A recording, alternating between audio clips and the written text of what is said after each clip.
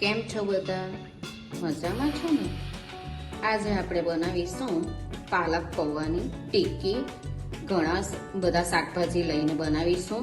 એ તમારે બાળકો લંચ બોક્સમાં આ રીતે બનાવીને આપશો ને તો શાકભાજી નહીં ખાતા હોય ને તો પણ આ બધું જ ખાઈ જશે. આ ટિક્કી એકદમ હેલ્ધી પણ છે.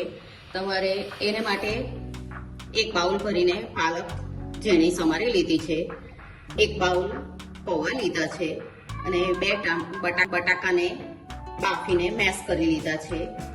તેલ છે શેકવા માટે, આપણે શેકવાના છે, ડીપ ફ્રાય નથી કરવાનું.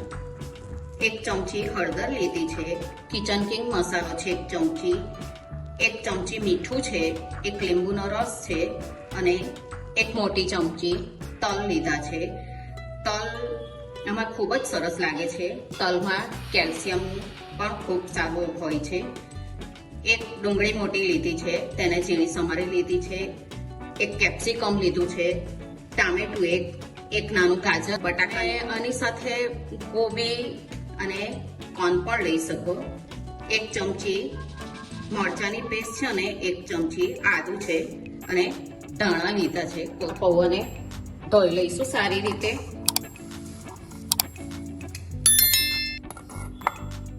સારી રીતે ધોઈ લીધા છે.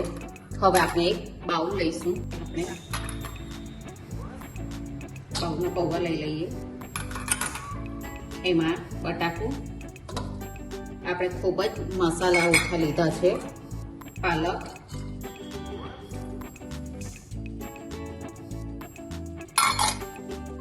આ એક નાની ડુંગળી, ધાણા, કેપ્સિકમ, ટામેટું અને ગાજર બધું બરાબર મિક્સ કરી લઈએ. આદુ મરચાંની પેસ્ટ, તલ. તમને બાઇડિંગમાં એવું લાગે ને પ્રોબ્લેમ તો થોડાક બીજા પૌવા પણ લઈ લેવાના. મીઠું, કિચન કિંગ મસાલો, તમે ગરમ મસાલો આમાં લઈ શકો, મેં નથી લીધો. લીંબુનો રસ. બધું એકદમ સરસ મિક્સ કરી લઈએ. બધું બરાબર મિક્સ થઈ ગયું છે. આપણે ટિક્કી વાળી લઈશું. તમારે જે શેપ આપવો હોય તે અપાય. ચોરસ, લંબગોળ.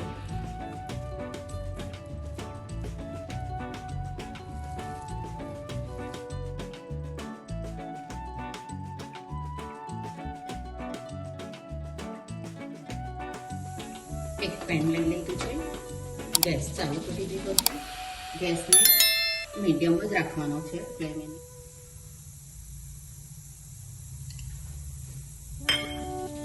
બે ચમચી લીધું છે અંદર.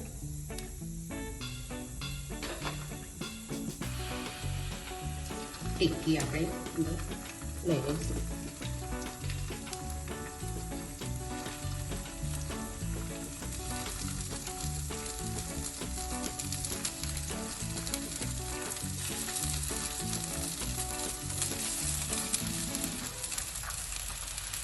મીડિયમ જ રાખવાના છે ફ્લેમ આપણે ગેસની. અને આ રીતે તમારે બાઇડિંગ નહીં આવતું હોય તો તમે બ્રેડ ક્રમ્સ પણ એમાં લઈ શકો.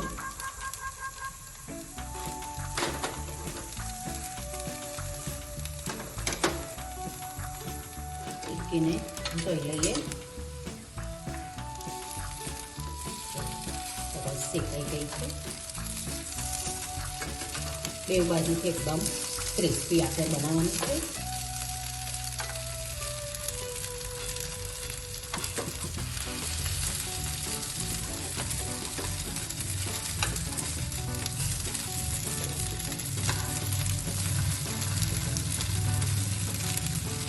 ટિક્કી બે બાજુથી સરસ શેકાઈ ગઈ છે. આપણે એને કાઢી લઈએ અને બીજી શેકી લઈએ. જુઓ, બે બાજુથી એકદમ ઉપરથી ક્રિસ્પી અને અંદરથી એકદમ ક્રન્ચી એવી બની છે આપણી ટિક્કી. આપણે એને કાઢી લઈએ. ટિક્કી મૂકી દઈશું. એકદમ ઓછા તેલમાં બની જાય છે. 1 ચમચી તેલ લઈશું.